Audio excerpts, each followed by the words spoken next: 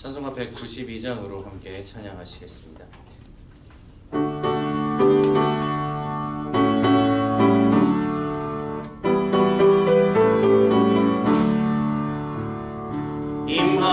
임하소서 임하소서 바람 같은 성령이여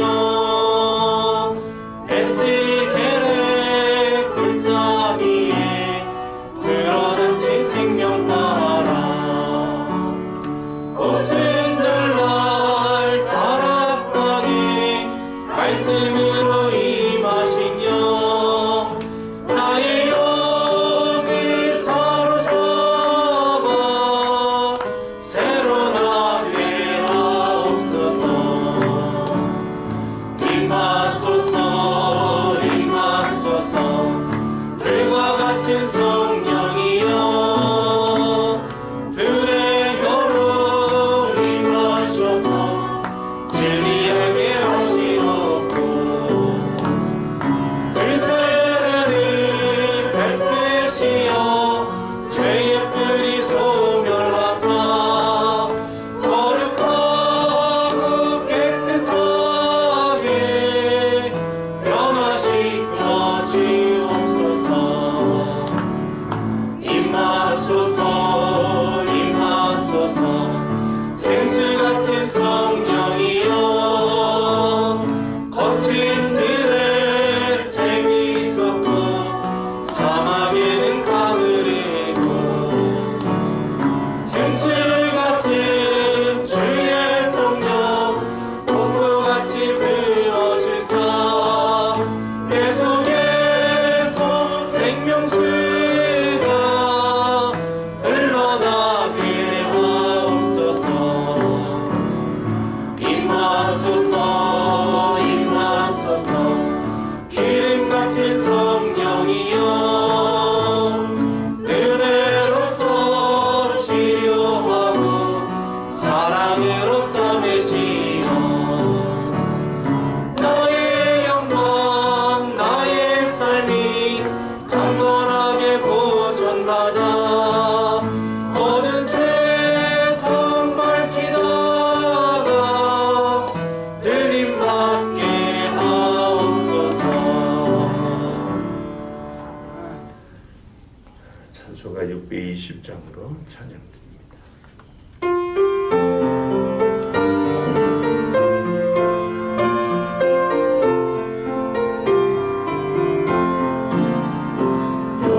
여기에 모인 우리 주의 은총 받은 자여라. 주께서 이 자리에 함께 계심을 아노라.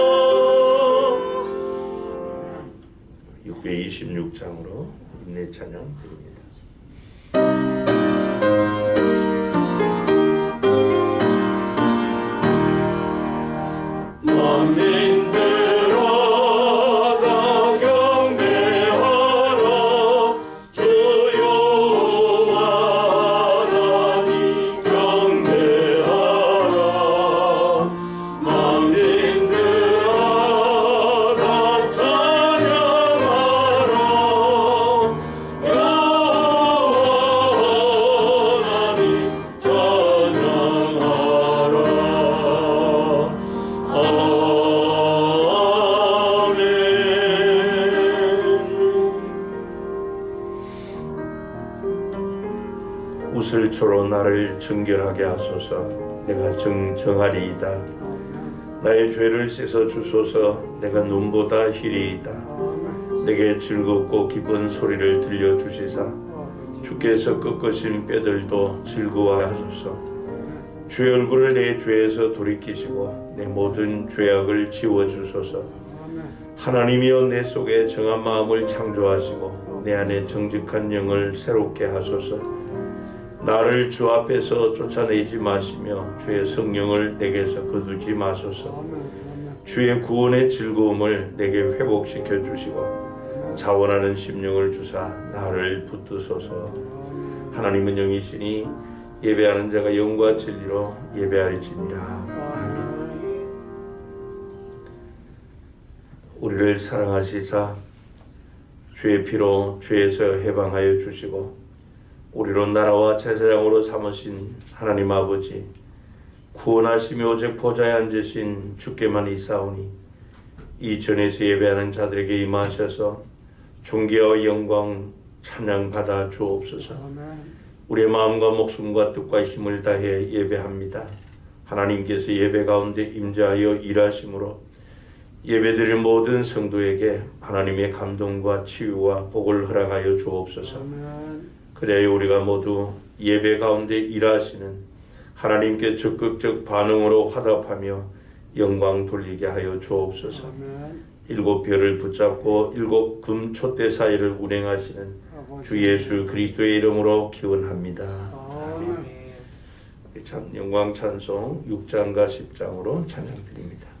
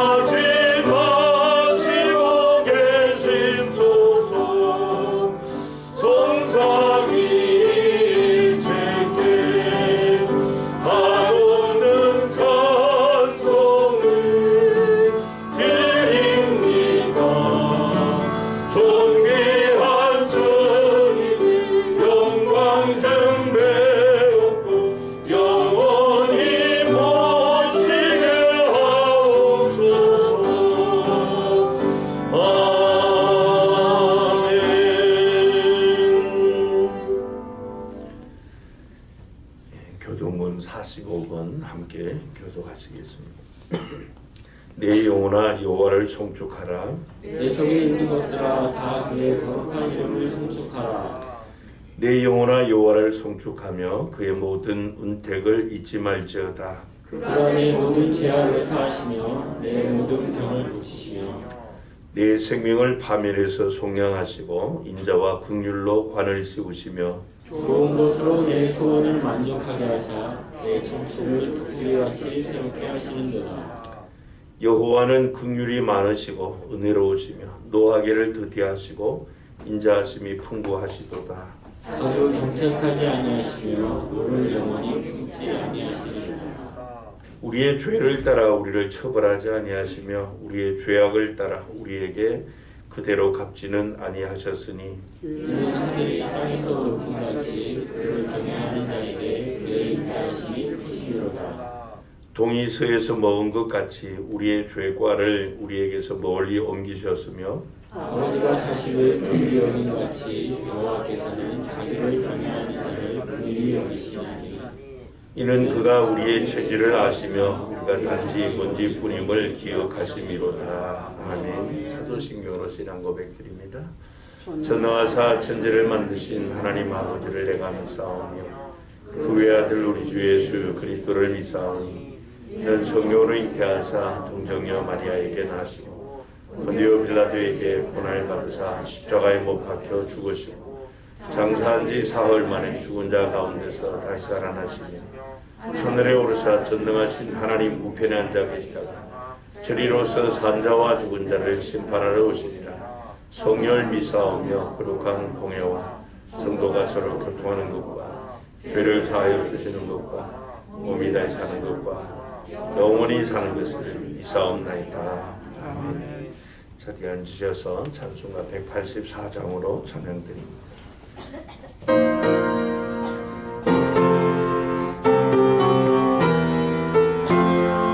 불길 같은 주성령 강구한 우리에게 지금 강림하셔서 영광 보여주소서.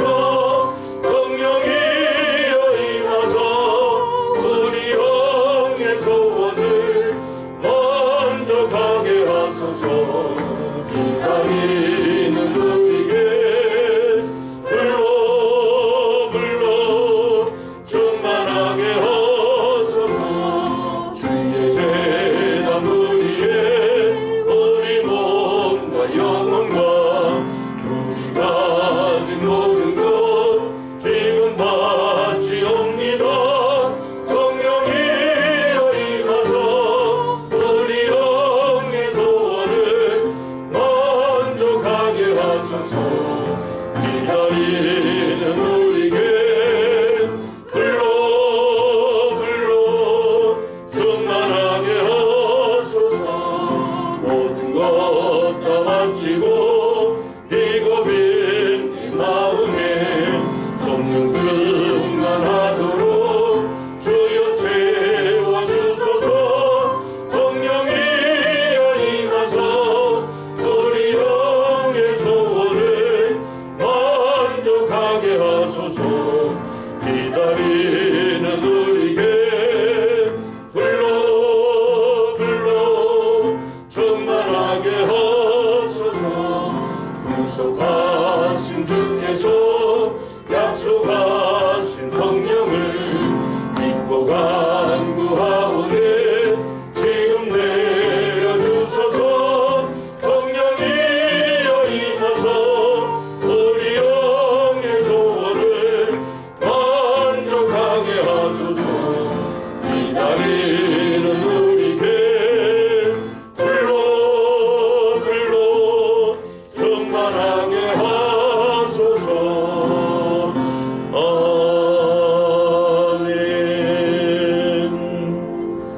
시간 신문호 장로님께서 기도 인도해 주시겠습니다.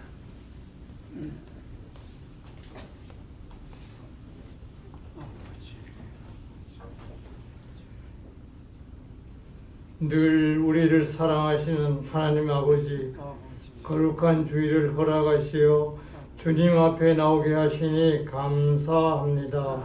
그러나 저희들은 주님의 사랑을 깨닫지 못하고 불순종하고 살았으며 주의 영광을 드러내기보다는 자신의 욕심을 내세웠고 말씀보다는 내 뜻대로 살았음을 고백하오니 주께서 불쌍히 여기시고 용서하시며 깨끗이 씻어 주옵소서.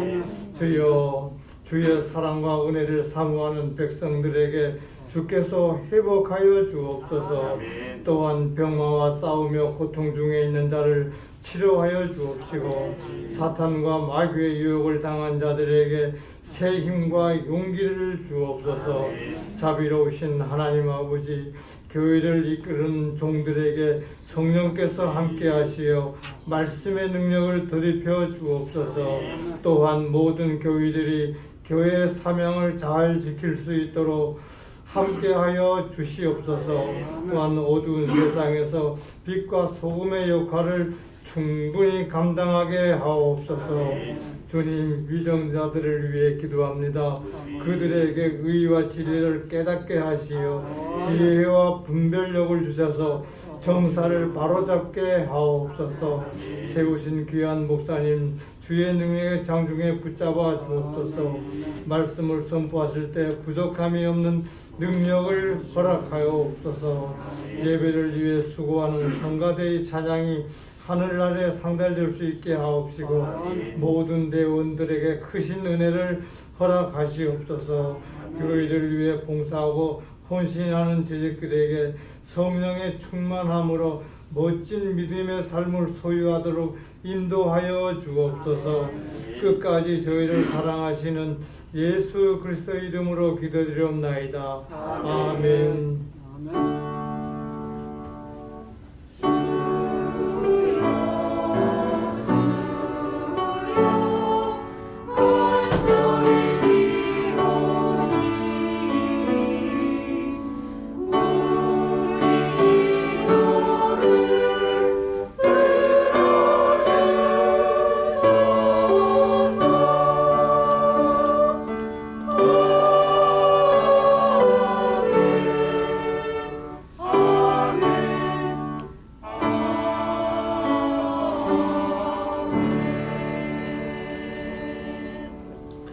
일어나셔서 1장 찬양하시며 봉헌하시겠습니다.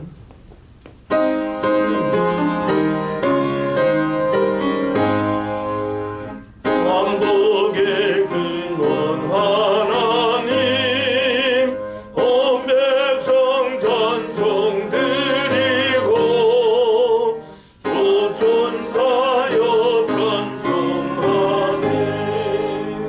찬송 성부 성자 성령 아멘.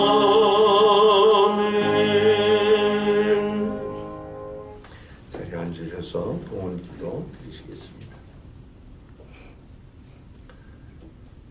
우리를 사랑하시고 늘 함께 하시며 또 은혜와 복 주기를 기뻐하시는 좋으신 하나님 아버지, 우리에게 순종을 가르쳐 주시고 약속의 말씀의 순종을 통해 하나님의 살아계심을 체험하게 하시니 감사합니다.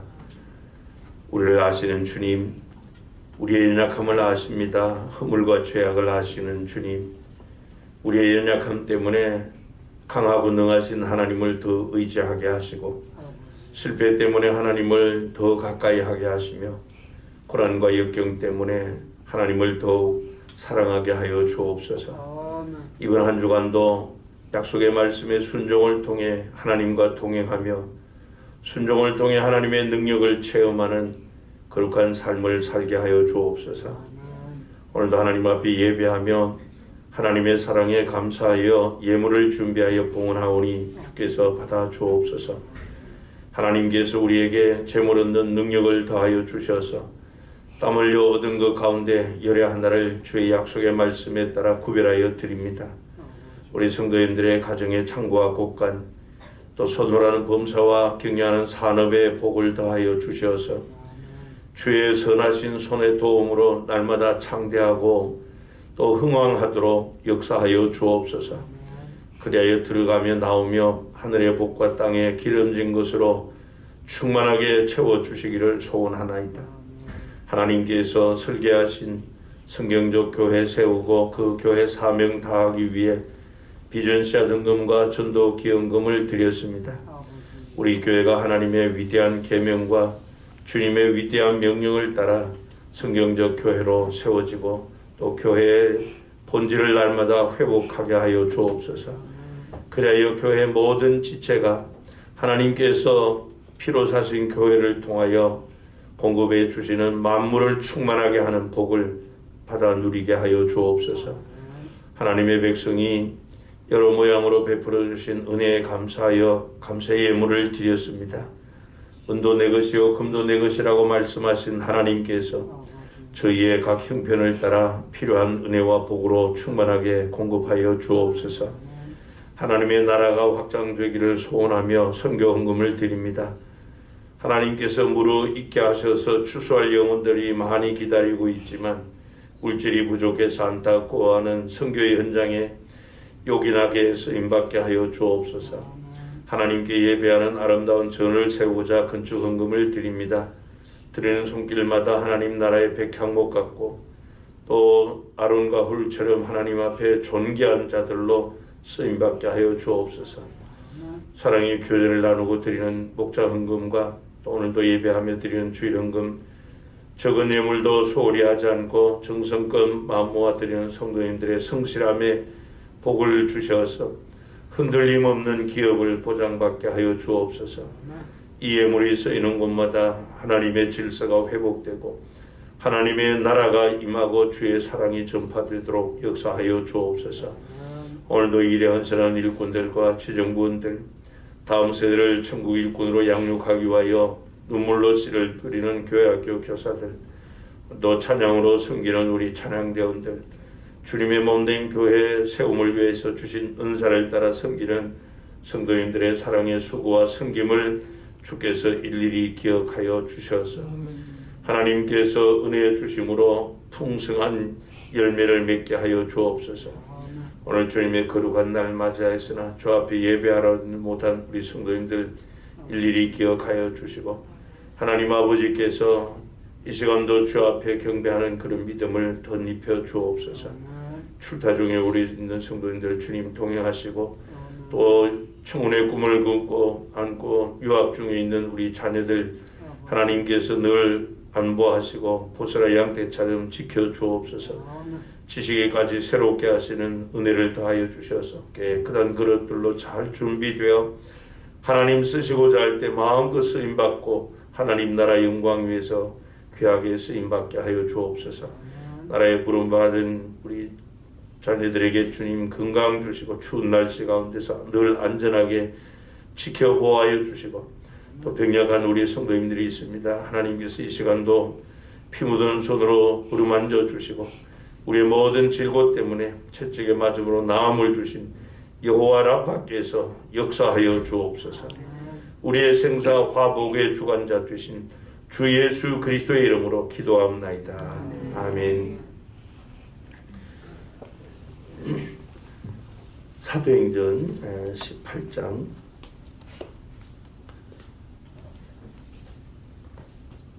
사도행전 18장 24절부터 19장 7절 말씀까지 한 절씩 교독하시겠습니다.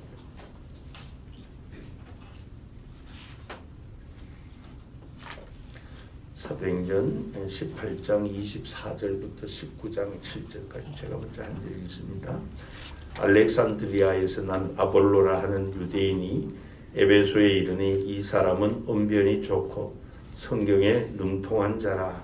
그가 일찍이 주의 도를 배워 열심으로 예수에 관한 것을 자세히 말하며 가르치나 요한의 세례만 알타름이라. 그가 회당에서 담대히 말하기 시작하거늘 브리스길라와 아굴라가 듣고 데리다가 하나님의 도를 더 정확하게 풀어 이르더라. 아볼로가 아가야로 건너가고자 하므로 형제들이 그를 격려하여 제자들에게 편지를 써 영접하라 하였더니 그가 밤에 은혜로 말미암아 믿은 자들에게 많은 유익을 주니 이는 성경으로서 예수는 그리스도라고 증언하여 공중 앞에서 힘있게 유대인의 말을 이기미르라. 아볼로가 고린도에 있을 때 바울이 윗지방으로 다녀 에베소에 와서 어떤 제자들을 만나 이르되 너희가 믿을 때에 성령을 받았느냐? 이르되 아니라 우리는 성령이 계심도 듣지 못하였노라. 바울이 이르되 그러면 너희가 무슨 세례를 받았느냐? 대답하되 요한의 세례니라. 바울이 이르되 요한이 회개의 세례를 베풀며 백성에게 말하되 내 뒤에 오시는 이를 믿으라 하였으니 이는 곧 예수라 하거늘 그들이 듣고 주 예수의 이름으로 세례를 받으니 바울이 그들에게 안수하며 성령이 그들에게 임하심으로 방언도 하고 예언도 하니 모두 12사람쯤 되니라. 아멘. 할렐루야. 찬양대 찬양으로 하나님께 영광 돌립니다.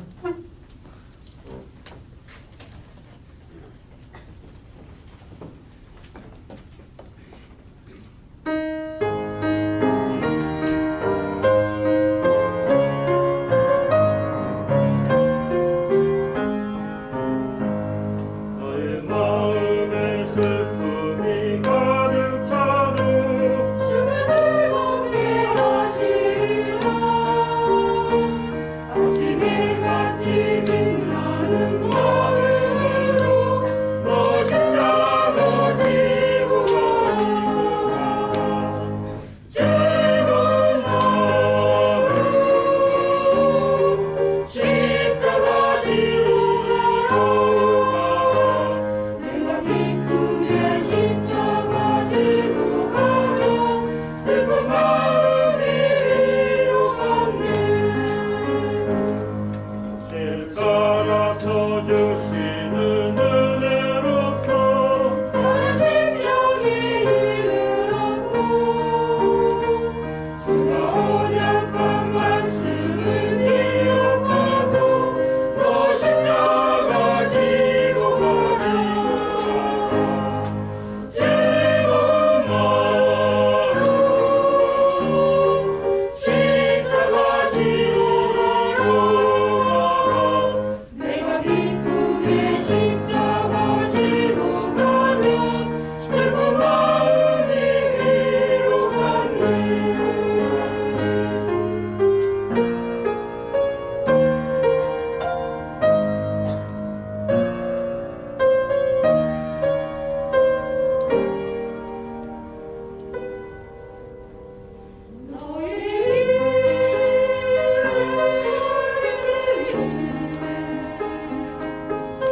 주님 앞에서 상나르리.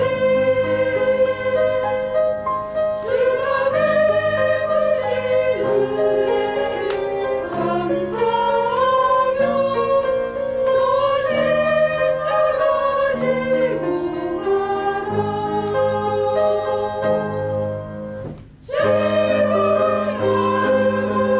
마음으로 십자가 지고 가라. 내가 기쁘게 십자가 지고 가면 슬픈 마음이 위로받네. 주의 십자가 지고 가면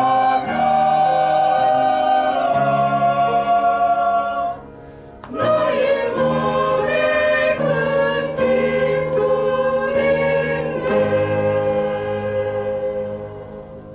아멘.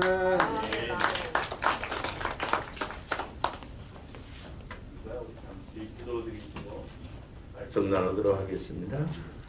고마우신 우리 하나님 아버지, 죄와 허물로 죽었던 우리 아무런 소망 없고 또 영원한 지옥 형들을 향해 치닫던 우리였지만 긍휼에 풍성하신 하나님께서 창세전부터 그리스도의 예수 안에서 계획하신 그 구원의 경륜에 따라 때가 되어 십자가 복음으로 우리를 불러주시고 죄의 씻음 허락하시고 중생의 씻음을 통하여 하나님의 의를 덧입고 또 거룩하신 하나님이 주시는 영원한 생명을 얻고 하나님의 자녀가 되게 하여 주신 구원의 은혜를 감사합니다. 아멘.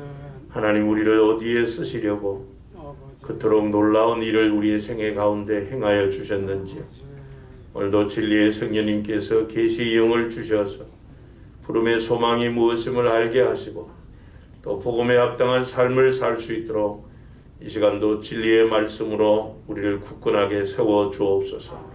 주 예수 그리스도의 이름으로 기도합나이다. 아멘. 오늘 본문 말씀은 요한의 세례와 또 성령 세례, 즉 예수님이 주시는 그 세례, 그리고 성령 충만에 관한 말씀입니다. 세례라고 하는 이 헬라어 단어는 이 바티스마라고 합니다. 이 바티스마는 씻다, 또 깨끗하게 하다라고 하는 헬라어 바티조에서 파생된 단어로서 예수 그리스도를 자신의 구세주로 고백하는 사람들을 이제 침례교나 순복음 같은 교단에서는 침례를 주죠.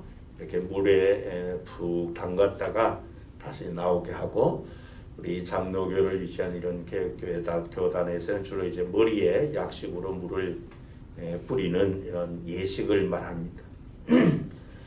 세례 받을 사람을 이렇게 물 속에 푹 이렇게 담그거나 또 머리에 이렇게 물을 뿌리는 그것은 예수 그리스도를 주로 고백하는 사람이 이제 그리스도와 함께 예수님이 십자가에서 달려 돌아가신 것처럼 나도 나의 옛사람이 예수님과 함께 죽었다라고 하는 그런 의미로 물 속에 푹 담그거나 약식으로 물을 뿌립니다. 그리고 이제 물에서 나오는 것은 예수님이 죽음의 권세를 이기시고 부활하시고 영원한 생명을 가지신 것처럼 그리스도로 말미암아 우리도 마찬가지로 새로운 생명으로 태어났다. 그래서 나는 그리스도와 연합된 자다라고 하는 그런 의미가 있습니다. 그래서 바울은 로마서 6장 3절부터 5절에 이 말씀을 자세하게 설명을 해놓았어요.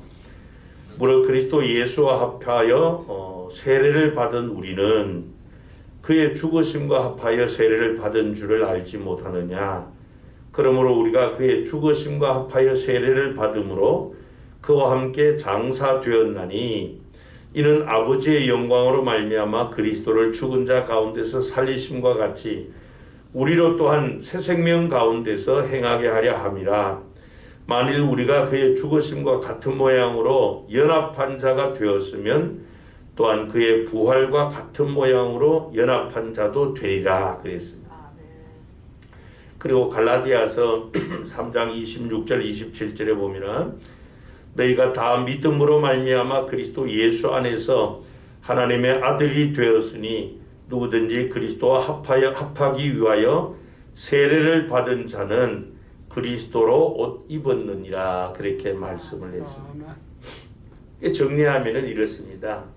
이제 침례교에서 침례주고 할 때는 이렇게 물 속에 들어가는 것, 또 장로교단에서는 약식으로 이렇게 머리에 물을 뿌리는 것, 이것은 이제 예수를 믿기 이전에 나의 옛사람은 완전히 죽었다 하는 것이에요. 죽었다. 그래서 죄를 씻음받고 이제 물에서 나오는 것, 이것은 예수님과 함께 내가 영원한 생명을 얻었다. 예수님의 부활하신 것처럼. 그래서 이 세례는 예수님과 내가 하나가 되는 연합을 의미를 하고 있습니다. 그것을 상징하는 예식이 바로 세례식인데요. 일반적으로 이 세례에 대해서 이 기독교적 관점이 세 가지가 있습니다. 첫째는 이 성례적 관점으로서 세례를 이 은혜의 수단으로 보고 이 세례를 통해서 죄의 용서와 새 생활이 온다 하는 이 로만 캐톨릭 교회의 이 견해예요. 두 번째는 상징적인 관점으로서 물세례는 예수 그리스도를 구주로, 자신의 구세주로 공적으로 고백하는 것이다 하는 이런 견해이고요. 세 번째는 이 언약적 관점으로서 이 물세례가 구약의 이스라엘 백성의 할례와 같이 하나님과의 이 언약적 관계에 대한 표로서 세례는 결국 개인을 교회로 또 예수님께로 인도하게 되고, 그래서 구속에 이르게 해서 하나님의 은혜의 그런 표와 또 구원의 인침을 상징하는 것이다 라고 하는 그런 것으로 보는 이 관점, 이 세 가지가 있어요. 우리가 성경을 보면 예수님도 이 세례 요한의 만류에도 불구하고 요단강에서 세례 요한에게 이 물 세례를 받으셨습니다. 그 내용이 마태복음 3장 16절 17절에 나오는데요. 예수께서 세례를 받으시고 그 물에서 올라오실 때 하늘이 열리고 하나님의 성령이 비둘기같이 내려 자기 위에 임하심을 보시더니 하늘로부터 소리가 있어 말씀하시되 이는 내 사랑하는 아들이요 내 기뻐하는 자라 하시니라 그랬습니다. 여러분, 이 세례는 가장 핵심이 죄 씻음 받은 증표로 받는 것입니다. 근데 예수님은 죄가 없으신 분이시기 때문에 사실은 세례를 받으실 필요가 없으신 분이세요. 그런데도 예수님은 세례 요한에게 이 세례를 받으심으로 하나님의 의를 성취하셨고 당신이 하나님의 아들, 하나님이 보내신 메시아라는 것을 증거하셨습니다. 그리고 그 예수님께서 마지막 지상 명령을 주셨죠. 우리가 잘 아는 마태복음 28장 19절 20절 말씀입니다. 그러므로 너희는 가서 모든 족속을 민족을 제자로 삼아 아버지와 아들과 성령의 이름으로 세례를 베풀고 그랬어요. 내가 너희에게 분부한 모든 것을 가르쳐 지키게 하라. 볼지어다 내가 세상 끝날까지 너희와 항상 함께 있으리라 하시니라. 그렇게 말씀했어요. 예수님의 이 명령을 따라 예수님의 제자들인 이 사도들도 바로 그 일을 행했습니다. 사도행전 2장 38절에 보면은 베드로가 이르되 너희가 회개하여 각각 예수 그리스도의 이름으로 세례를 받고 죄 사함을 받으라. 그리하면 성령의 선물을 받으리니 그렇게 외쳤습니다. 이렇게 여러분 이 세례는 죄를 회개하고 또 자신의 모든 죄를 사함 받았다라고 하는 것을 확인하는 증거가 되고 하나님의 성령이 우리에게 임하는 그런 통로가 되는 것임을 알 수 있습니다. 그런데 오늘 본문에서 사도 바울이 말씀하는 내용은 좀 더 면밀하게 우리가 살펴보면 크게 세 가지를 말씀을 하고 있습니다. 이 요한의 세례와 또 예수님의 세례, 즉 이 성령 세례와의 이 차이점을 말씀을 하고 있고 또 하나는 성령 충만함에 대한 말씀을 하고 있습니다. 이 요한의 물세례와 예수님이 베푸시는 이 성령 세례는 도대체 어떤 의미이기에 바울이 이렇게 집중해서 가르치고 있는가 하는 이 부분을 우리가 좀 살펴보기를 원합니다. 만약에 여러분 이 세례가 무엇을 의미하는가 하는 것을 조금이라도 잘 모르고 잘못 가르치게 되면은 죄에 대해서 구원에 대해서 이 성령에 대해서 잘못된 신앙 고백을 할 수가 있어요. 그렇기 때문에 이 바울은 이 본문에서 더욱 핵심적으로 이 세례 신앙에 대해서 강하게 말씀을 하는데 첫 번째로 이 세례 요한의 세례는 회개를 의미하는 세례이다. 그렇게 말씀을 해요.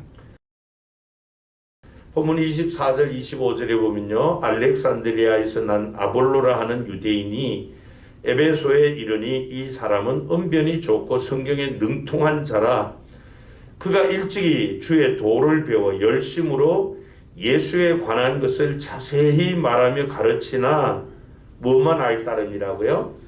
요한의 세례만 알 따름이라 그렇게 말씀을 했어요. 여러분 이 아볼로라고 하는 사람은 그 당시 이집트 북부 지중해 연안에 자리에 세워진 당시 이 헬라의 문화와 또 학문과 상업이 아주 활발한 이 로마 제국에서 두 번째로 큰 도시인 이 알렉산드리아 출신입니다. 여기 이 알렉산드리아에 유대인들이 많이 살고 있었고요. 또 그러다 보니 자연히 거기에도 유대인 회당이 있었습니다. 자연스럽게 이 아볼로도 유대인이고 특별히 그는 이 학문에 탁월한 이런 재능이 있었어요. 그래서 그가 유대인 회당에서 성경을 가르치고 예수님을 증거했습니다. 그런데 이 아볼로가 전하는 말씀은 예수님의 존재와 이 세례 요한 이 세례까지만 알 뿐이지 그 이후에 일어난 일들 전혀 알지를 못했어요. 그러니까 예수님의 고난과 부활 그리고 오순절에 성이 강림하시로 말미암아 탄생한 교회에 대해서는 이 아볼로가 잘 몰랐어요. 이때 마침 이 고린도에서 에베소로 이주한 이 브리스길라 아굴라 이 부부가 어느 날 조용히 자기 집으로 이 아볼로를 불렀습니다. 그리고는 이 아볼로에게 그가 잘 알지 못하는 이 하나님의 도를 정확하게 더 풀어주었습니다. 그랬더니 이 아볼로는 자신에게 좀 부족했던 이 예수님에 관한 지식 또 이 복음 진리 성령님에 대해서 더 정확하게 알게 되었습니다. 그 후에 이 아볼로는 이제 에베소를 떠나서 고린도로 사역지를 옮기는 바람에 이 에베소는 이 목회자가 없는 공백기간이 되었습니다. 이때 마침 사도 바울이 이제 이 에베소에 도착해서 에베소에 있는 어떤 제자들이라고 본문에 나와 있죠. 예수를 믿는 자들을 만났는데 그들을 가만히 보니까 그들의 삶에서 성령의 역사하심이 전혀 나타나지 않는 거예요. 그래서 오늘 보면 그 19장 2절에 보면은 바울이 그들에게 질문합니다. 너희가 믿을 때에 성령을 받았느냐? 그렇게 물었더니 그들이 뭐라고 대답을 합니까? 아니다. 우리는 성령이 계심도 듣지 못하였노라. 그렇게 말해요. 그래서 바울이 다시 또 묻습니다. 3절에 보면 그러면 너희가 무슨 세례를 받았느냐? 그랬더니 그들이 하는 말이 요한의 세례다. 그렇게 말해요. 그래서 바울이 이 4절에서 요한의 세례에 대해서 한마디로 대답을 합니다. 바울이 이르되 요한의 회개의 세례를 베풀며 백성에게 말하되 내 뒤에 오시는 이를 믿으라 하였으니 이는 곧 예수라 하거늘. 그렇게 말씀을 해요. 그래 여러분, 이 바울이 말한 것처럼 요한이 베푼 이 물세례의 의미는 회개를 위한 세례라는 것이에요. 자신의 죄를 자복하고 또 회개하고 하도록 하기 위한 그런 세례였다는 것이죠. 그러는 가운데 또 앞으로 오실 메시아를 준비하게 하기 위한, 메시아를 받아들일 수 있는 그런 준비를 하는 단계로서의 세례라고 그렇게 설명을 하고 있습니다. 그래서 이 바울이 에베소에서 만난 그 제자들, 그 성도들은 성령 세례를 받은 것이 아니고 요한이 베푸는 물세례만 받았을 뿐입니다. 이렇게 이 세례 요한의 제자들, 그들이 받은 세례는 자기 스승 이 요한으로부터 회개의 세례, 회개를 의미하는 세례를 받았다는 거예요. 자신의 죄를 통회하고 자복하고 죄로부터 멀리 떠나는 이런 정결해지는 그런 의미의 세례를 받았다는 거죠. 세례 요한이 마태복음 3장 11절에 이런 고백을 합니다. 나는 너희로 회개하기 위하여, 무엇하기 위하여요? 회개하기 위하여 물로 세례를 베풀거니와 내 뒤에 오시는 이는, 그분은 바로 예수 그리스도를 말합니다. 나보다 능력이 많으시니 나는 그의 신을 들기도 감당하지 못하겠노라. 그는, 예수님은 무엇과 무엇으로요? 성령과 불로 너희에게 세례를 베푸실 것이다. 그렇게 말씀해요. 그러니까 요한이 자신이 고백하는 말이 뭐예요? 내가 여러분에게 베푸는 이 물세례는 여러분에게 회개를 하도록 하기 위해서 물로 세례를 베풉니다. 여러분이 죄에서 돌이키도록 하기 위해서, 죄를 없이 하게 하기 위한 그 목적으로 세례를 베풉니다. 그렇게 말을 하는 거예요. 그래서 결국 이 말씀을 좀 자세하게 보면은 이 요한의 세례의 의미의 성격이 뭐냐? 그것은 바로 회개를 통해서 예수님이 베푸시는 성령 세례를 받을 준비를 하기 위한 그런 단계라는 것입니다. 그래서 사도 바울이 이 그동안 유전처럼 내려오는 이 초보적 세례에 갇혀 있는 이 아볼로, 또 에베소의 이 제자들, 세례 요한의 제자들, 이들은 전부 이 요한의 물세례, 이 회개를 위한 세례만을 알았을 뿐인데, 바울이 하는 말은 아니다. 이 회개를 위한 세례만이 있는 것이 아니라 예수님이 주시는 성령의 세례도 있다. 그렇게 가르친 것이에요. 그렇습니다. 여러분, 이 회개의 목적은, 이 세례의 목적은 그냥 단순히 우리가 죄를 회개하는 것만이 목적이 아니에요. 죄를 회개하기 위해서 세례를 받는 것만이 아니라는 겁니다.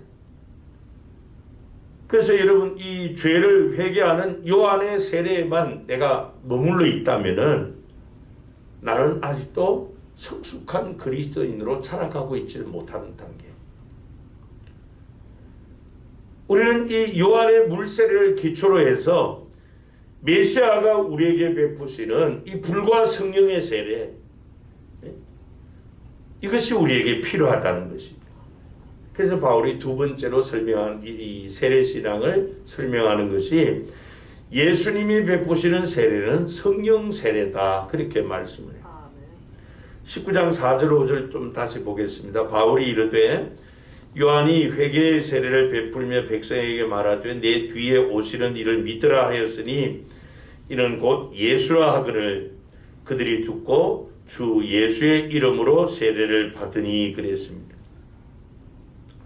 사도 바울이 이 에베소의 제자들에게 요한이 베푼 세례는 회개를 위한 세례라고 하면서 세례 요한도 그렇게 말하지 않았느냐 하면서 하는 말이 뭐예요? 요한이 베푸는 세례가 전부가 아니라 내 뒤에 오시는 예수를 믿고 그가 베푸시는 이 성령 세례를 받으라 그렇게 말하지 않았느냐 이렇게 말씀을 한 거예요. 그렇다면 여러분, 이 요한이 베푼 물세례를 받은 사람들이 다시 이 예수의 세례, 이 성령의 세례를 받아야 되는 이유가 무엇인가 하는 것이에요. 여러분, 다시 누가복음 3장 16절을 봅니다. 요한이 모든 사람에게 대답하여 이르되 나는 물로 너희에게 세례를 베풀거니와 나보다 능력이 많으신 이가 오시나니 나는 그의 신발끈을 풀기도 감당하지 못하겠노라.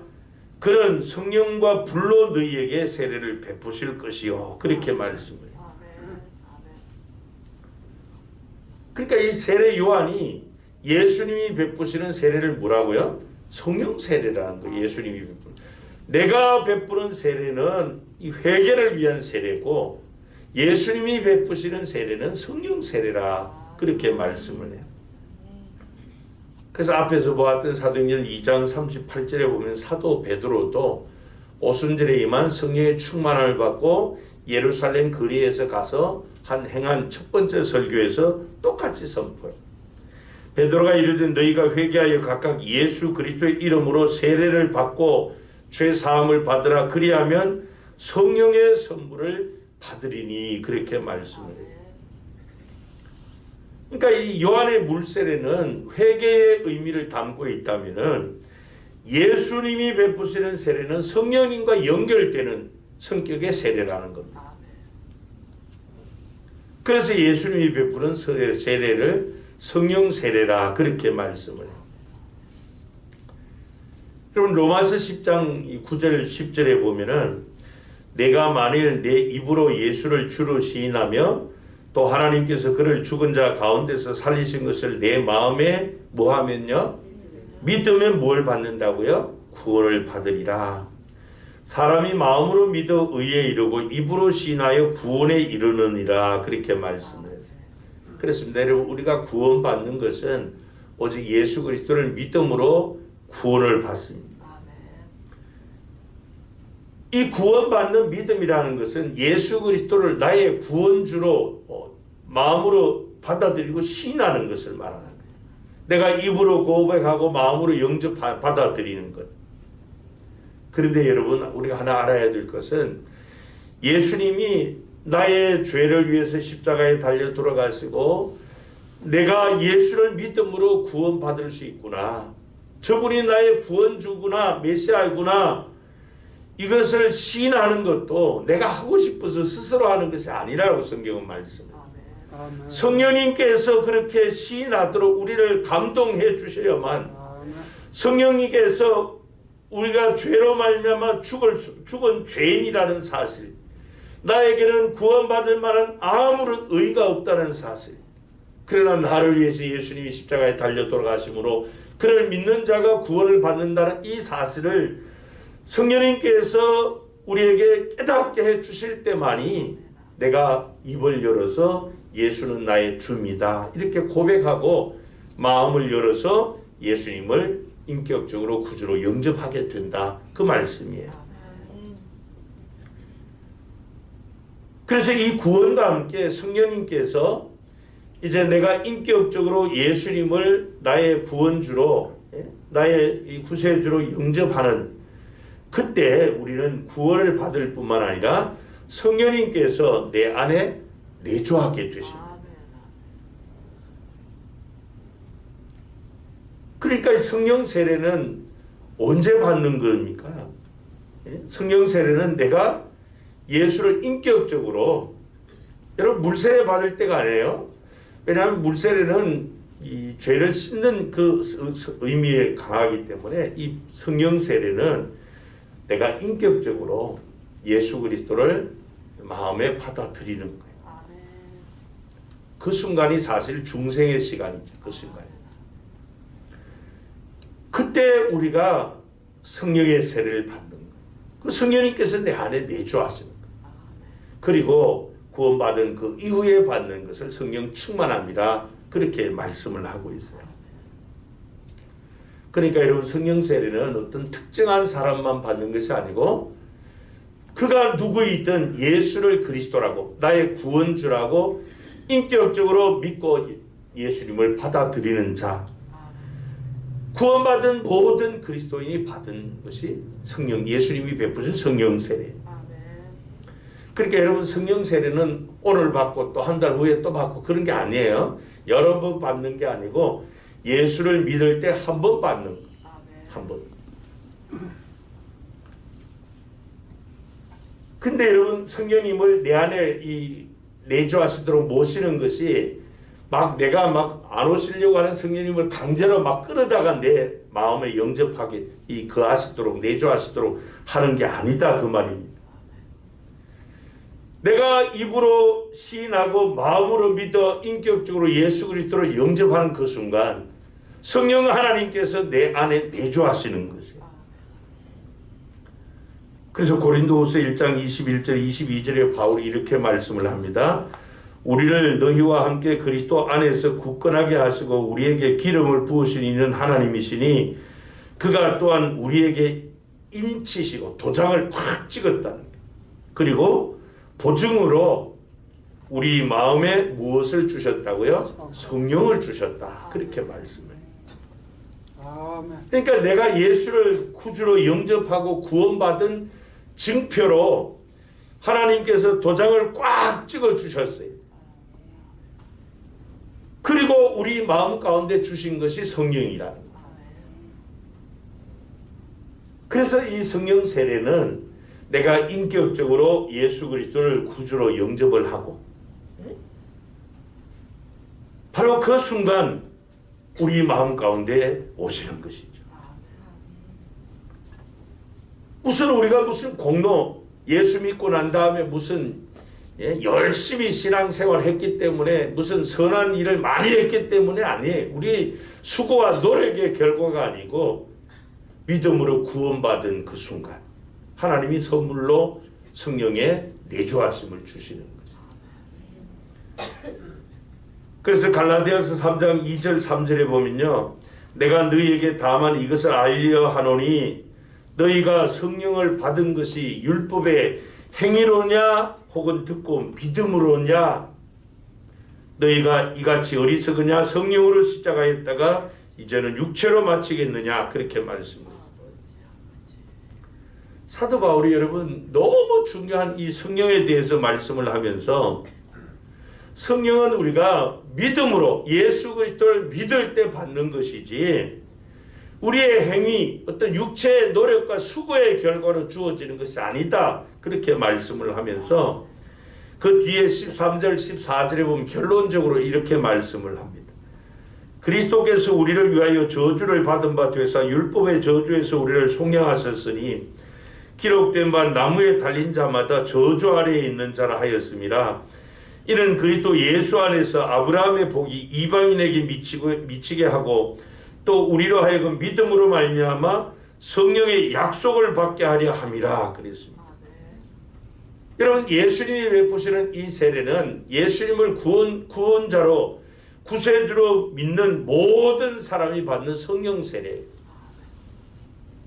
내가 예수님을 나의 구원자로 시인하고 마음에 인격적으로 받아들일 때 그저 내 죄를 씻는 그 정도가 아니라는 겁니다. 이 성령 세례는 내가 하나님 앞에 특별한 존재가 되었다라고 하는 그런 의미가 있어요. 여러분 예수님을 입으로 믿고 시인하고 인격적으로 영접한 자는 보통 사람이 아니고 특별한 사람이라는 거예요. 왜요? 하나님의 영이 내 안에 계시기 때문에. 그래서 바울은 너희가 하나님의 성전인 것을 알지 못하느냐 그렇게 말씀을 했어요. 하나님의 영광으로 약속된 존재가 우리라는 거예요. 성령께서 우리 안에 내주하시고 그래서 우리의 이 존재와 삶이 이제는 내 혼자가 아닌 거예요. 하나님이 나와 함께 하시는 아멘. 그것이 바로 성령 세례가 증언해 주는 내용이라는 거예요. 그래서 이런 특별한 존재를 성경은 하나님의 자녀가 되는 권세를 주셨으니 그렇게 말씀합니다. 여러분이 예수 그리스도를 인격적으로 구주로 영접하셨습니까?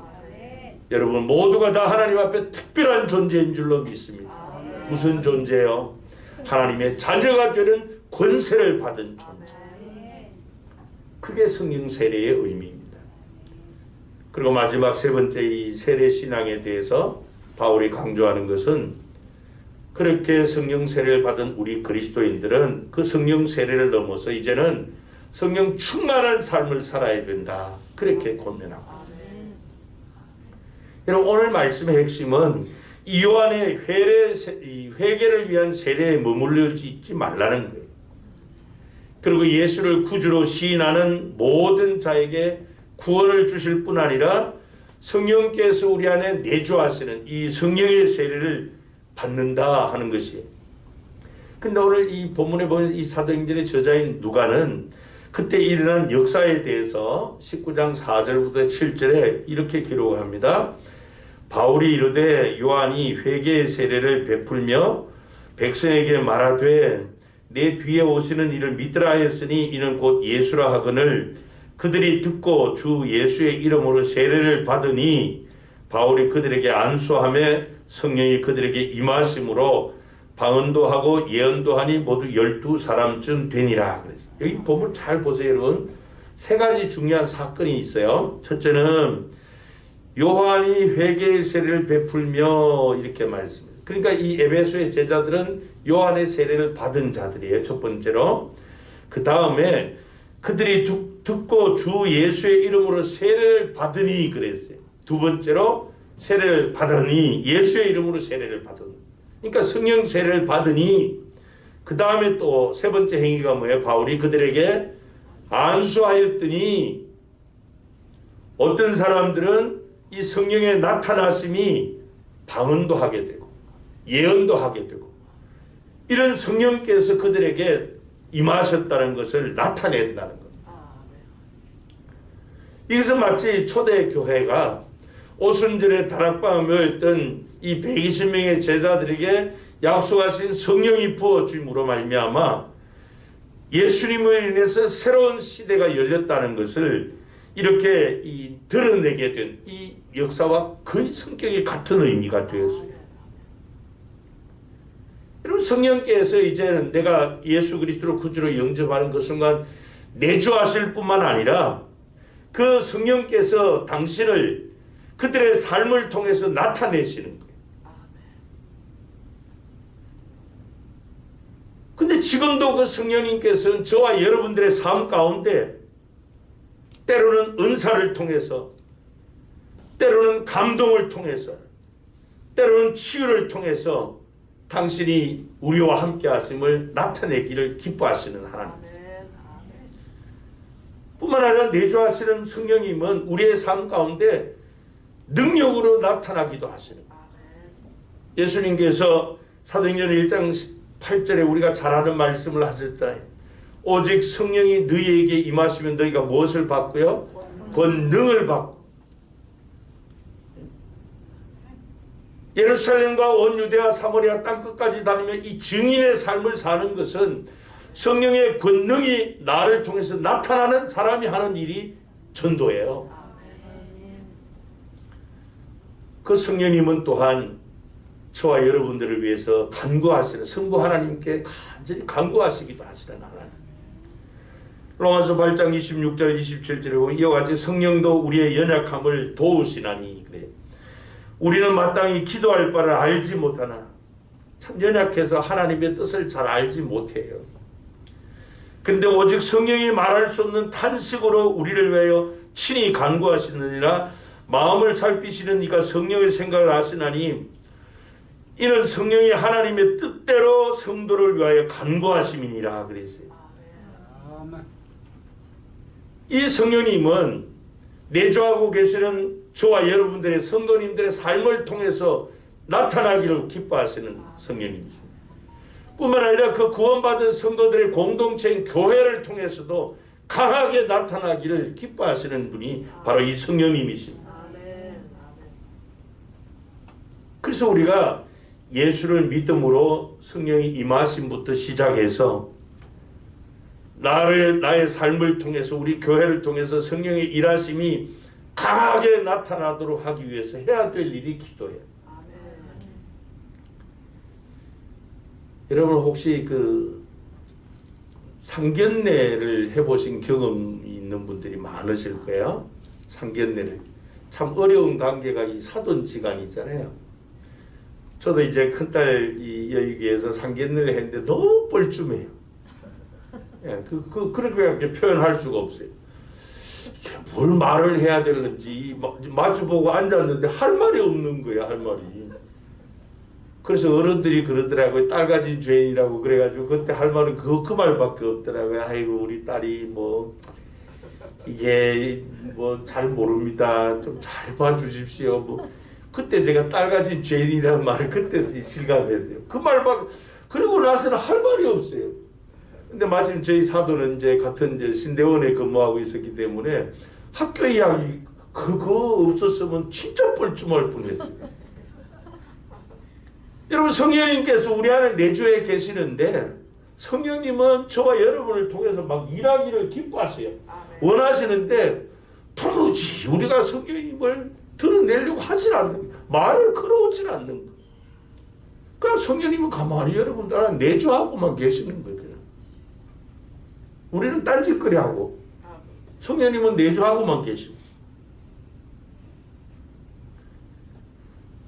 그런 성도의 믿음은 초고적인 단계라는 거예요. 그리스도 안에서 어린아이라는 겁니다. 성숙해가는 성도의 믿음은 나의 삶을 통해 내주하신 성령님이 여러 모습, 여러 모양으로 나타나기를 원하는 그게 성령 충만한 삶이라는 것입니다. 그래서 예수님께서 누가복음 11장 13절에 하신 말씀이 너희가 악할지라도 좋은 것을 자식에게 줄 줄 알거든 하물며 너희 하늘 아버지께서 무엇하는 자에게 구하는 자에게 이거 중요합니다. 뭐하는 자에게 구하는 자에게 무엇을 주시지 않겠느냐? 성령을 주시지 않겠느냐? 아니 무슨 말씀이에요? 이미 우리가 예수를 믿을 때 성령님은 내 안에 내주에 계시는데 또 성령이 주어진다는 말씀입니까? 아니 우리의 삶을 통해서 그 성령의 일하심이 나타나게 해주신다는 거예요. 이 말씀은 예수님께서 제자들에게 기도를 가르쳐 주시면서 기도에 대해서 결론적으로 하신 말씀이 바로 이 말씀이에요. 하나님 아버지께서는 구하는 자에게 성령을 주신다. 그래서 우리의 삶 가운데 그 성령의 일하심이 나타나심이 강하도록 하신다. 그 성령 충만한 삶이라는 것이에요. 성령이 내주하신 성도가 성부 하나님께 간절히 기도할 때 성령으로 충만한 삶을 살게 해주신다는 말씀이죠. 그러니까 결론은 여러분 성령 충만은 저절로 오는 것이 아니다는 겁니다. 무엇하는 자에게? 구하는 자에게 주신다는 거예요. 그런데 오늘날 대부분 크리스천은 이 성령 충만한 삶을 살잖아요. 우리가 성령 충만한 삶, 나의 삶을 통해서 하나님의 일하심이 강하게 드러나길 원한다면 간절한 마음으로 하나님 앞에 기도하라는 겁니다. 그러나 안타깝게도 오늘날 우리는 나의 삶을 통해서 성령 하나님의 일하심이 나타나기를 간절히 기도하지 않아요. 주님은 성령의 충만함을 구하라고 말씀을 하셨는데, 그러므로 여러분, 저와 여러분은 우리의 삶을 통해서 성령 하나님의 일하심이 강하게 나타나도록 간절히 기도해야 될 줄 믿습니다. 초대 그리스도인들이 한 것이 그거잖아요. 그들은 날마다 모여서 기도했어요. 그럴 때 그들의 공동체인 초대 예루살렘 교회를 통해서 세상을, 예루살렘을 완전히 뒤집어 놓는 그런 하나님의 강력한 일하심을 드러낸 것이죠. 그래서 바울이 에베소서 5장 18절에 이렇게 말씀을 했습니다. 한번 같이 읽습니다. 시작. 술 취하지 말라. 이는 방탕한 것이니 오직 성령으로 충만함을 받으라 그랬습니다. 이 헬라어 원문에 보면 이 시제가 현재 진행형으로 되어 있습니다. 그러니까 계속해서 성령의 충만함을 받으라 하는 그런 의미입니다. 여러분, 이 성령으로 충만하다는 것, 이것은 자신의 육체의 소욕을 따르지 않고 내주하시는 성령님의 다스리심에 내가 순복하는 것을 말합니다. 나의 모든 지정의에 관한 이 주권을 성령 내주하신 성령님께 양도하는 겁니다. 그분의 다스리심에 내가 순종하는 것이에요. 근데 여러분, 이 구절을 잘 보세요. 바울이 무엇과 비교하는 것이 있죠. 성령 충만함을 말하기 이전에 무엇과 비교하고 있어요? 술 취함에 대해서 비교하고 있어요. 여러분, 사람이 이 알코올에 완전히 지배를 당하게 되면은, 술에 완전히 취하면은 혀가 꼬부라진 말을 횡설수설합니다. 횡설수설해요. 예? 불안정합니다. 저희 고향 동네에 그 시골에 이제 그런 거 있잖아요. 젊은이들이 이 어른들 앞에 이렇게 바르게 걷잡는. 이 친구 그 시내가 장터가 술만 먹고 오면은 그 마을 앞에 어른들이 정자에 많이 앉아 계시니까 그 어른들 앞을 지나가야 되니까 똑바로 걷는데 또 저런 술 취했구나 또 알잖아요. 똑바로 못 걸어요. 안정되지 못해. 의사 결정을 바르게 못해. 금방 이만했다 저만했다. 이게 뭐야? 술 취한 사람의 특징들이잖아요. 그래서 우리는 이 술 취한 사람들의 특징을 보고 그 사람을 뭐라 그래요? 아, 저 사람 술 취했구나. 이렇게 아는 것처럼 성령의 특징이 그 사람을 통해서 나타나는 것을 볼 때 그 사람은 성령 충만한 사람이다. 그렇게 말한다는 거예요. 그래서 바울이 성령의 충만한 이 성령의 특성이 갈라디아서 5장 22절 23절에 나오는 소위 성령의 열매가 우리의 삶을 통해서 우리의 교회를 통해서 나타날 때 그 사람은 성령 충만한 사람이요 그 교회는 성령 충만함이 있는 교회다. 그렇게 말한다는 거예요. 이렇게 성령의 다스림, 성령의 충만함을 받는 사람들은 자신의 육체의 욕망, 자신의 유익을 구하는 것이 아니라 언제나 성부 하나님의 영광, 하나님의 기쁨, 하나님의 온전하신 뜻, 이것을 구하게 되는 것이에요. 심지어는 하나님의 영광을 위해서 고난에 참여하는 것조차도 주저하지 않습니다. 그래서 순교자들이 나오는 거예요. 여러분, 이 모든 것의 원천이 무엇입니까? 성령의 내주하심이 아니고 우리의 삶을 통해서 성령의 일하심이 나타나기 때문에 그렇습니다. 여러분, 성령 충만한 사도 바울의 고백을 보세요.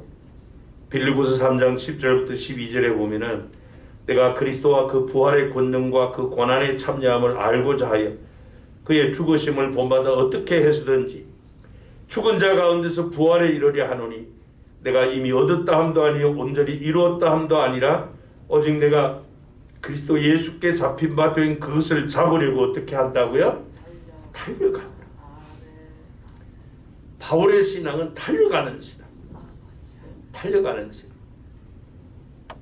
우리는요, 내 할 일 다 하고 자고 싶으면 자고 좀 기분 내키면 기도에 참석하고 기분 안 내키면 그냥 TV나 보고 집에 앉았고.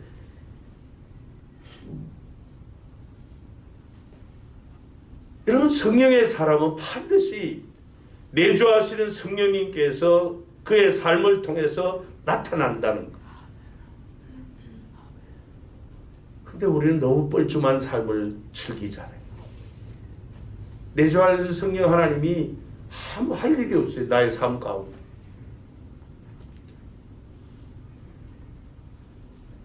여러분, 요한의 세례부터 예수 그리스도 베푸시는 성령 세례까지 거기에 안주하지 마시기를 바랍니다. 내주하시는 성령님은 저와 여러분을 통해서, 우리 교회를 통해서 얼마나 나타나고 싶어 하시는지. 그래서 우리가 해야 될 일은 하나님 앞에 간절히 기도하는 일입니다. 그래서 성령의 충만함을 통해서 성령께서 일하시도록 나의 뜻을 쳐서 그분께 복종시키고 그분의 소욕에 순복함으로 저와 여러분의 삶을 통해서, 우리 교회를 통해서 성령 하나님의 일하심이 강하게 나타나는 그런 성령 충만한 역사들이 풍성하기를 축복합니다. 기도하시겠습니다. 하나님 아버지, 예수 그리스도 십자가에 달려 죽으심으로 주님의 피값으로 우리의 모든 죄를 씻음받게 하시고 예수 그리스도를 나의 구원주로 입으로 시인하고 인격적으로 영접할 그 순간 우리에게 구원의 은혜만 주셨을 뿐 아니라 성령 하나님께서 내 안에 내주하셔서 우리를 성령의 전으로 삼으신 특별한 존재가 되게 하시고 하나님의 자녀가 되는 권세를 주셨으니 감사합니다. 하오나 우리는 내주하신 성령님이 나의 삶 가운데 그 어떠한 일도 행하실 수 없을 정도로 우리는 성령님을 외면하고 성령의 소욕을 소멸하며 너무나도 동떨어진 삶을 살 때가 많습니다. 그것으로 만족해하고 안주해하고 있습니다. 그것 때문에 탄식하시는 성령님의 소리를 듣지 못하고 있습니다.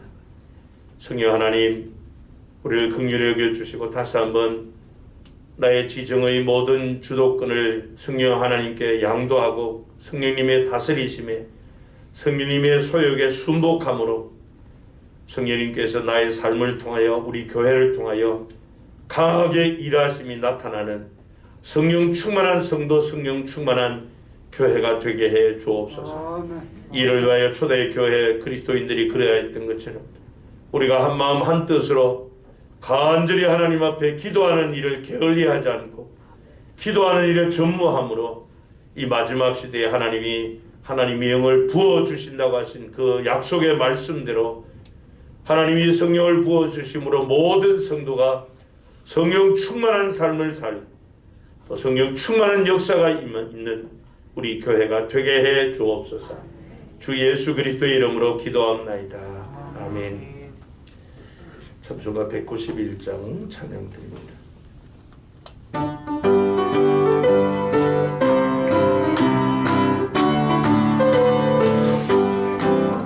내가 매일 기쁘게 주를 얘기하면 주의 말이 나를 안보하리요. 내가 주의 큰 복을 받는 참된 비결은 주의 영이 함께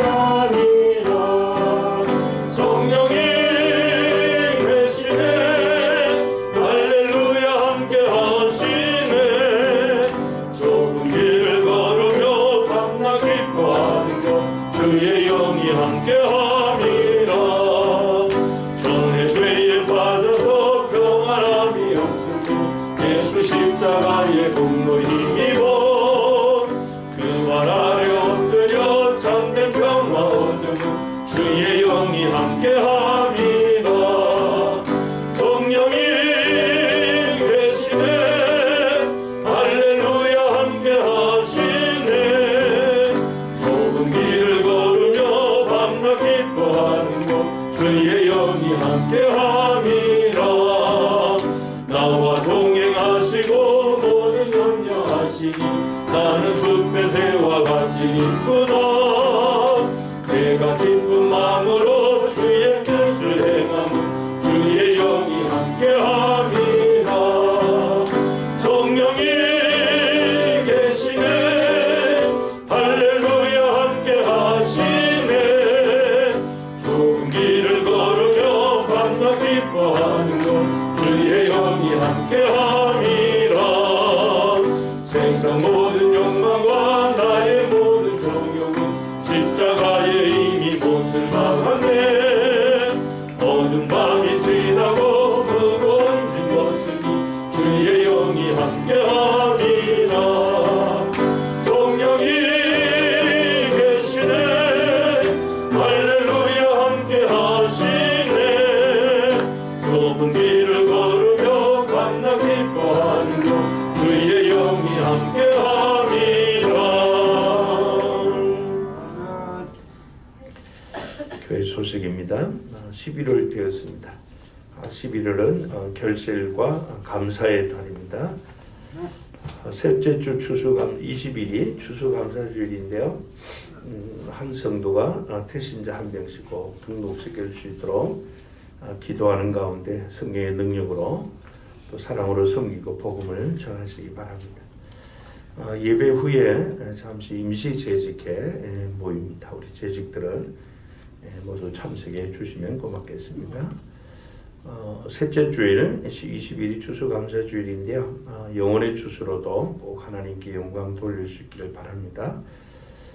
그리고 우리 모든 성도님은 주일 오후 예배 또 목장 모임 금요 기도회에 꼭 참석해 주시기 바랍니다. 그리고 우리 원로 장로님께서 우리 식당에 성도들 점심 식사를 위해 쌀을 10푸나 제공해 주셨습니다. 감사합니다.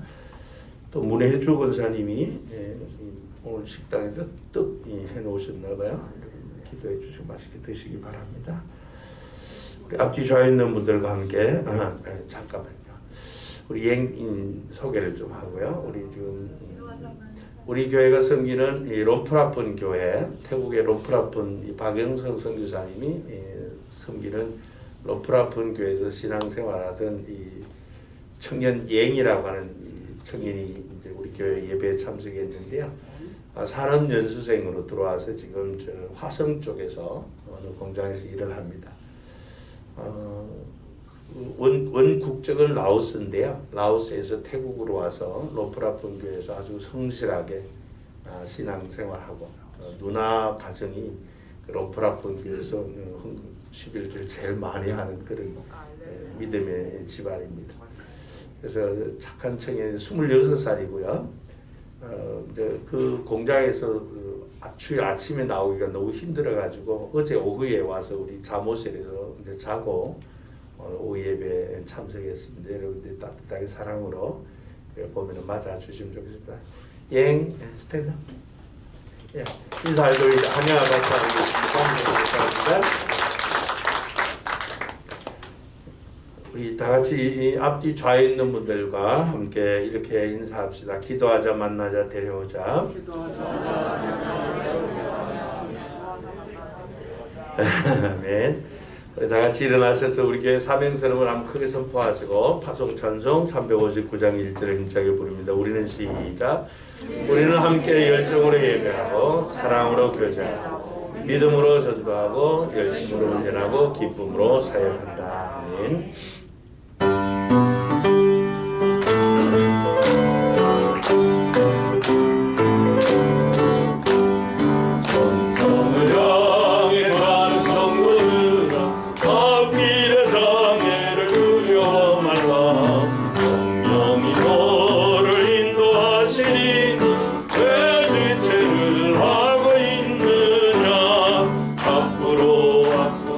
천성을 향해 나가세 전성문